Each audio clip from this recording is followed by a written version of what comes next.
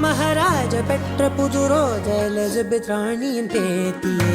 தாயே தாயே மகளன வந்தா